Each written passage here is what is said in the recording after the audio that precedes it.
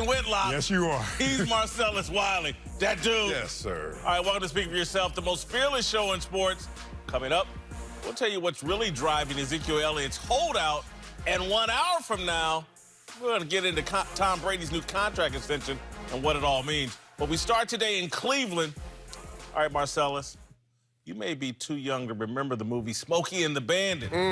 It starred Burt Reynolds, Sally Fields, and the comedian Jackie Gleason. A billionaire paid Bo Bandit a bunch of money to escort a truckload of bootleg Coors beer from Texarkana to Atlanta for a stock car race celebration. Sheriff Buford T. Justice chased Bo Bandit all over the South trying to rescue his son's bride. Smokey and the Bandit was a blockbuster. The only reason it's not more popular is because it was released in the same year as the original Star Wars. I bring all this up because we're witnessing a real-life reenactment of Smokey and the Bandit. Only this time, little Smokey is Cleveland Browns quarterback Baker Mayfield, and he's chasing after radio/TV host Sheriff Colin T. Cowherd. And Odell Beckham Jr. is driving shotgun with little Smokey. All right, this weekend, Mayfield cut the latest scene for this action comedy thriller when he went to a Cleveland Indians game and chugged a beer for the cameras and made a spectacle of himself. And then the Indians' Twitter feed taunted Cowherd, tweeting out a video of Mayfield slamming beer and a fake quote from Sheriff Colin T. Cowherd. The tweet read, "I just don't like the idea of my franchise quarterback spending time at a baseball game. I mean, what are you doing, Baker Mayfield? You don't see guys like Aaron Rodgers shotgunning beers. Just not a good look. Go watch some film." At Colin Cowherd. I've been calling Baker Mayfield Little Smokey for almost a year now. The Cleveland quarterback wants all the smoke. He likes conflict. It fuels him. He seeks it out. He revels in it. 3 months ago, he made T-shirts trolling Cowherd. Before that, he engaged in a silly Twitter feud with Cowherd. It appears the city of Cleveland is following the lead of its quarterback. Cleveland wants smoke. Indians are fanning the flames. This is high risk. If I'm Browns general manager John Dorsey, first-time head coach Freddie Kitchens, and Browns owner Jimmy Haslam, I'm quite concerned. It's hard as hell to control a fire.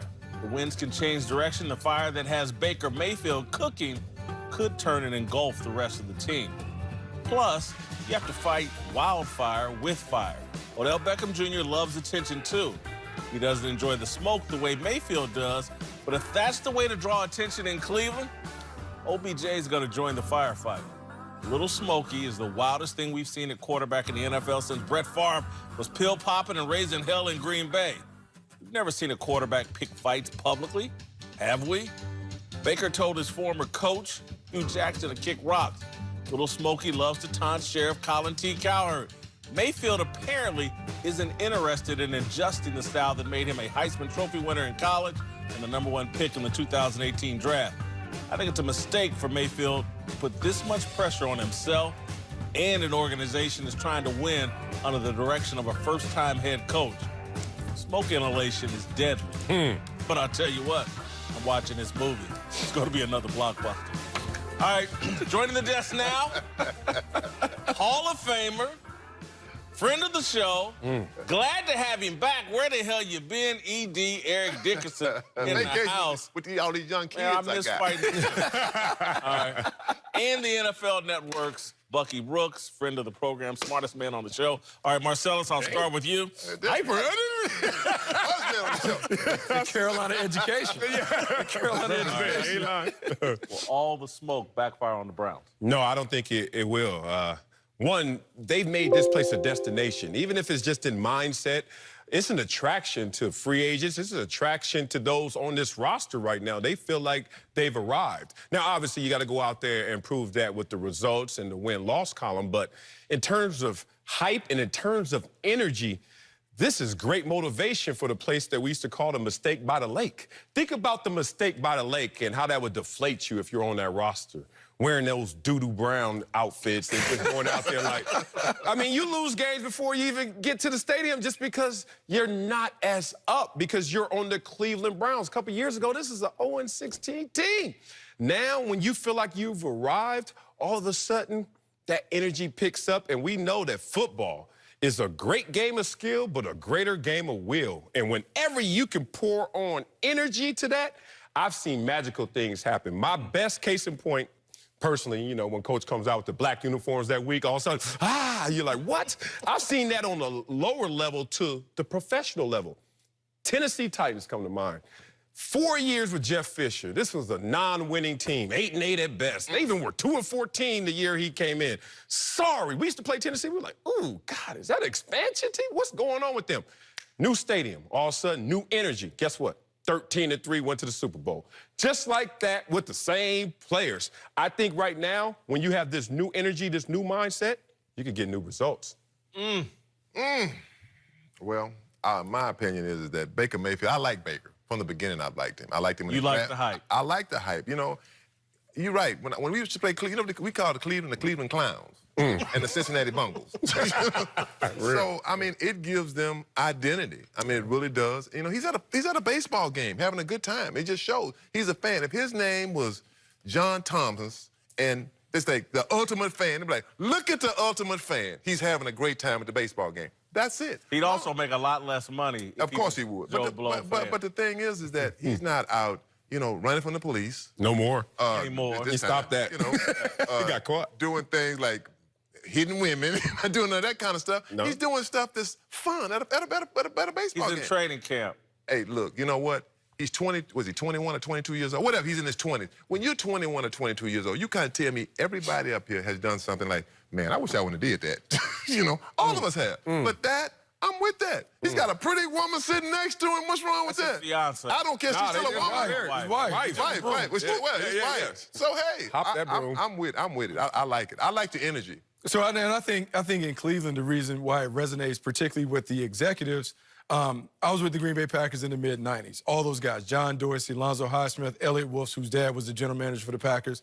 Brett Favre would have a good time and be out and about, and at the same time, he won 3 straight MVPs. The thing that this does, though, is the more you put spotlight on your off-field endeavors, the more your on-field needs to be tight. So Baker Mayfield this year, he doesn't have the luxury of being able to enjoy a sophomore slide, a sophomore slump. He has to come out and play at a higher level. If not, all of these little things that we've talked about, they then become major headlines, and he has to answer for those things if his play isn't up to par.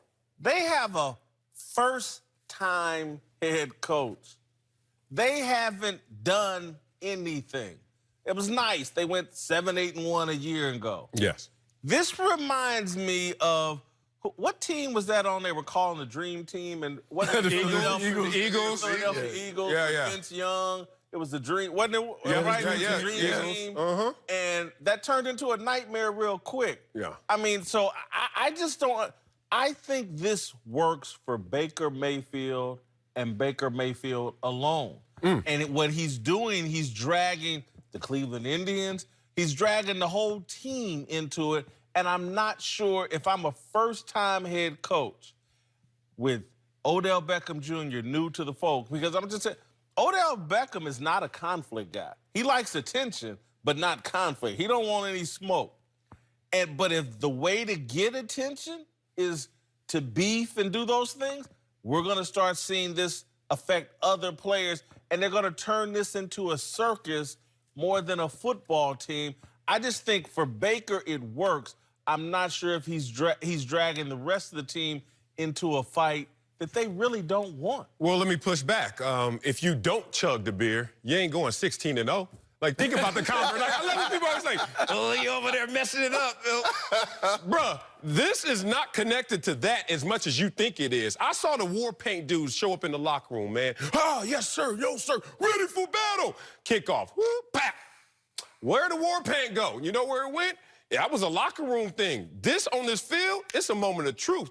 No matter how you dress it up, you got to respond then and then only. How you get there, how you prepare, what's your process, it's all different. It may look different from the exterior. Even in this moment, The Cleveland Indians were tied 2-2 in that game.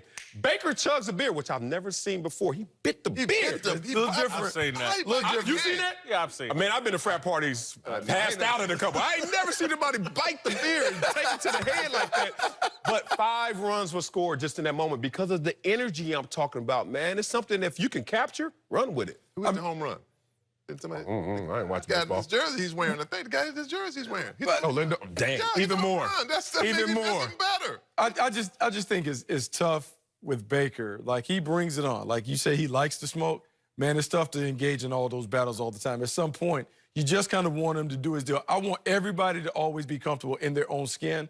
But, man, when you're the franchise quarterback, you just want to go easy. You just want to go easy and make sure that you're doing all the right things. You don't bring undue attention to yourself. But why? That's so fear-based. That's basically what it's saying is when I hit my slump, which every quarterback does. He's gonna hit it. When I hit my slump, be nice to me. Who cares? Like, my slump is my slump. I don't care how you talk about me. You're not going to make the throws or miss them by the talk. Everybody says that. Until they hit it. So then we go to the media scrum, and, oh, he's not available. Now we can't get any questions. So if you do it, you got to be able to be willing to stand in it. So it's just you're making yourself I'm not saying you're putting more pressure on yourself, but you just have to be able to respond when it doesn't go your way. I agree with you. One thing you said, that he has to go out and win. That's the most important thing. But this is Baker Mayfield in college. This is who he is. This is him in college. All of a sudden, you want him to be a choir boy, sit back to baseball game? No.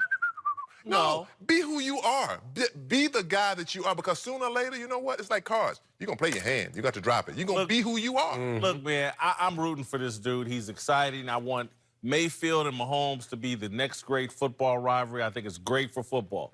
However, you don't have to engage and give energy to every scrap. Why not? Because it's just an energy drain, and you're dragging other people. There's 52 other guys in that locker room. And look, I would say 25 of them probably love the hell out of Baker Mayfield and ride or die Baker Mayfield. Then there's the rest that are kind of ambivalent and don't want people coming in the locker room. Hey, what'd you think about Baker Mayfield chugging that beer to clear? Oh, we got to talk about this. That's better than talking about 0-16. Let's talk about beer. Look, we got to talk about Baker Mayfield again and again and again about some kiddie stuff that I'm not in. Look, that's all I'm saying. The rest of the personalities in that locker room, a lot of them don't want to be bothered with this. Well, the authentic Baker Mayfield is what I always want you to present. We talked about this last week with Mike Tomlin. He said, I don't want anything out of Ben Roethlisberger but to lead through his own voice. Be yourself. We could deal with everything else that comes from that. And him knowing beyond being a player, sometimes the brand consciousness comes into play. Sometimes you think about how this is going to play. This is even a smart play. Beyond being authentic, think about it. The line of being the understated quarterback, leader of your team, sitting on your hands is too damn long. If you're Baker Mayfield, you're like, how many guys have actually wanted to smoke and actually dealt with it, could breathe through that smoke? What warms you can burn you, but what if it doesn't burn me? What if I'm actually the one that can stand there, like you said, through adversity? Oh, I'm available. I'll talk through it. If he can play that, Joe Namath 2.0, whatever this may look like, he's a rock star. He's a rock star in Cleveland right now. I mean, look, if they, hypothetically, let's just say they go out and go 12-4. I'm just saying. That's what I say hypothetically. No, that's You know how he's a superstar automatically. I mean, okay, you can live. but and hold it, if it goes reversed, I still believe people are going to still like, we still love our quarterback. We just love he plays hard. He gives us something to fight for. If he's not coming to, oh, well, you know, we lost again today, you know, it's a bad day, you know, it's my fault. If they start out 3-3 or, God forbid, 2-4, everybody in that organization is going to be having to answer questions about all this little extracurricular stuff around Baker Mayfield. It's unnecessary. It's unfair to a first-time head coach. I get it. The Browns want some attention. Everybody wants some attention. I just don't think this is a smart, long-term play. He can be himself. There's again, man, I'm one of the most profane, non-PC comedic persons I know. I mean, any joke that comes to my mind is very profane and inappropriate. I can't just do that and show it all the time. It would be unfair to everybody else. But that's you. What? That's you. Is. That's how you built. That's how you That's are. how you're He's built. different. That's how he's built. That's like somebody, you ever meet somebody and say, every time you see this guy, he's smiling. Man, I don't see how he do it all the time. Every time. That's him. That's how he is. He is that energized every And time it you starts impacting other people again. Because I'm a